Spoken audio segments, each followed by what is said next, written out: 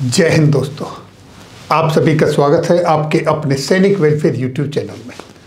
दोस्तों, सैनिकों एवं पूर्व सैनिकों के लिए चीफ जस्टिस के बाद अब रक्षा मंत्री की चिट्ठी, यानी कि जैसा आप सभी जानते हो, पिछले कुछ समय में माननीय चीफ जस्टिस ऑफ इंडिया की तरफ से कुछ स्टेटमेंट आए हैं अदालतों के फैसले को लेकर और जवानों को लेकर।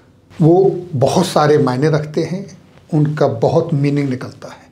दूसरा, आर्म्स वेटरन्स डे के अवसर पर माननीय रक्षा मंत्री जी की तरफ से भी एक चिट्ठी आई है जो कि सोशल मीडिया में वायरल हो रही है।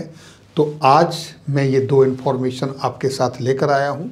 तो पहले देखते हैं chief justice of India doctor DY Chandrachud ji ने क्या कहा अदालतों के केसेस को लेकर और पूर्व सैनिकों के ऊपर क्या टिप्पणी की, और फिर देखेंगे कि माननीय रक्षा मंत्री जी की जो चिट्ठी है वो क्या संदेश देती है। तो देखिए दोस्तों, जैसा कि आप यहाँ देख रहे हैं, उनको ना भूलें जो हमारी सीमाओं पर तैनात हैं। Chief justice of India Chandrachud ने पुंछ हमले के शहीदों को किया याद। जब पुंछ में 4 हमारे जवान शहीद हुए थे, उनको याद किया और उनके संदर्भ में ये कहा। CJI chief justice of India ने कहा, जैसे हम क्रिसमस मनाते हैं, आइए उन लोगों के बारे में न भूलें जो सीमाओं पर हैं और हमारे देश की रक्षा के लिए अपनी जान दे रहे हैं। चीफ जस्टिस जी का ये बयान उस समय आया है जब पुंछ में हमारे 4 सैनिक जवान शहीद हुए और वहाँ पर हमारे चीफ ऑफ आर्मी स्टाफ दौरा पे गए थे। उस समय का ये बयान है और उन्होंने क्या कहा आपको ऑडियो भी सुनाऊंगा। और दूसरा देखिए, जो अदालतों के ऊपर उनका जो एक स्टेटमेंट है वो बहुत इम्पोर्टेंट है, आपको ध्यान से सुनना चाहिए। उन्होंने कहा कि अदालत की अवमानना का नियम किसी जज को आलोचना से बचाने के लिए नहीं है। किसी जज की अगर कोई आलोचना कर रहा है तो अदालत की अवमानना का नियम उसको बचाने के लिए नहीं है, बल्कि किसके लिए है? उसका उद्देश्य है अदालत की न्याय प्रक्रिया में किसी व्यक्ति के दखल को रोकना। अगर कोई व्यक्ति अदालत की न्याय प्रक्रिया में दखल देता है, उसको रोकना उसका उद्देश्य है।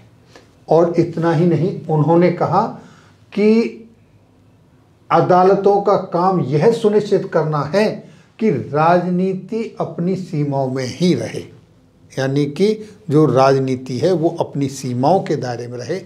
ये भी है अदालतों का काम, ये सुनिश्चित करना अदालतों का काम है।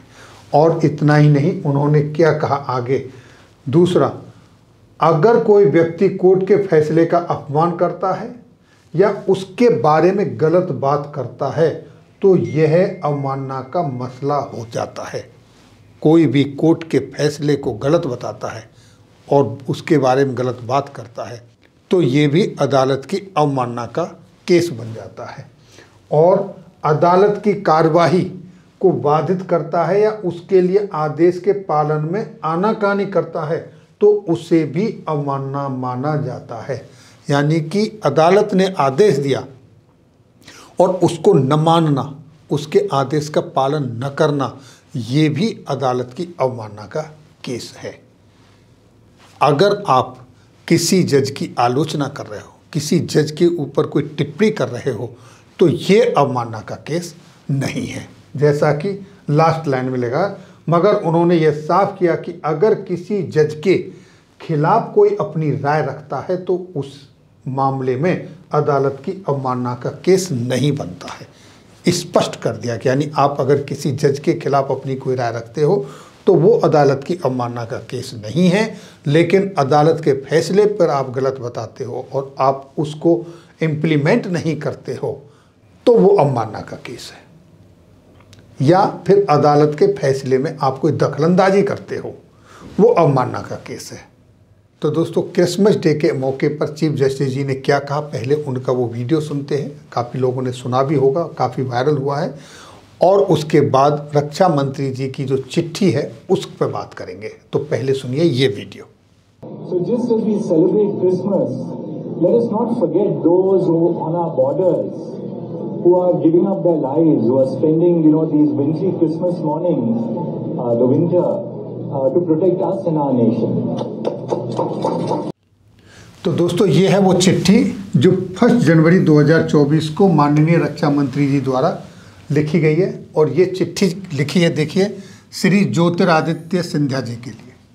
जैसा कि आप सभी जानते हो, 14 जनवरी को हर साल आर्म्ड फोर्सेस वेटरन्स डे के रूप में मनाया जाता है, इसको सेलिब्रेट किया जाता है। और ये 14 जनवरी को ही क्यों मनाया जाता है? क्योंकि 14 जनवरी को 1953 में हमारे first Indian chief of army staff KM Cariappa साहब सेवानिवृत्त हुए थे। तो उस दिन को आर्म्स फोर्सेस वेटरन्स डे के रूप में मनाया जाता है। और ये जो आने वाली 14 तारीख है, ये आपका 8वां आर्म्स फोर्सेस वेटरन्स डे है।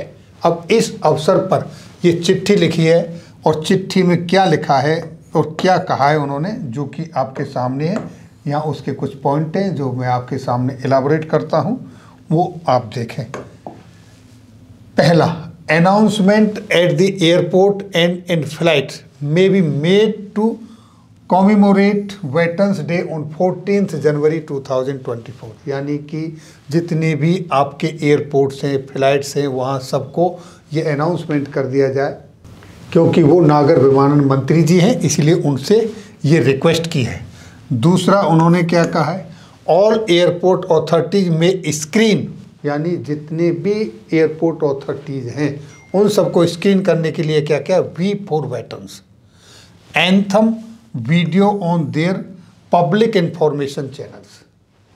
और तीसरा पॉइंट क्या कहा है उन्होंने, airport authorities and airlines may be requested for providing due courtesy to veterans. यानी कि जो हमारे वेटरन्स हैं, दिग्गज हैं, उनको जो शिष्टाचार उनका जो बनता है उस तरीके से आदर सम्मान के साथ उनको प्रोवाइड किया जाए, इस तरीके से कहा है। और कहा, I am hopefully for your whole hearted and positive consideration for above request. यानी कि उन्होंने ये ज्योतिरादित्य सिंधिया जी से लेटर लिखा है, उनको सम्मान दिलाने के लिए वेटरन्स डे के शुभ अवसर पर।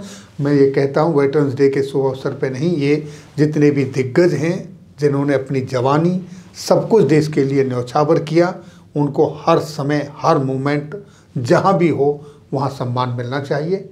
तो दोस्तों, सिर्फ आर्म्ड फोर्सेस वेटरन डे के शुभ अवसर पर ही नहीं, ये तो सदैव 365 डेज जितने भी दिग्गज हैं, वेटरन्स हैं, उनको उनका ड्यू रेस्पेक्ट मिलना चाहिए, उनके सम्मान की बात होनी चाहिए। और जो पूर्व सैनिकों के साथ विसंगतियां हैं, जिनको लेकर वो अदालतों में हैं और जिनको लेकर वो रोडों पर हैं, उनका भी समाधान निकलना चाहिए। चलिए, ये थी जानकारी आज की इस वीडियो में। फिर मिलेंगे आपके वेलफेयर से जुड़ी हुई किसी अन्य जानकारी के साथ अगली वीडियो में। तब तक के लिए जय हिंद, जय भारत।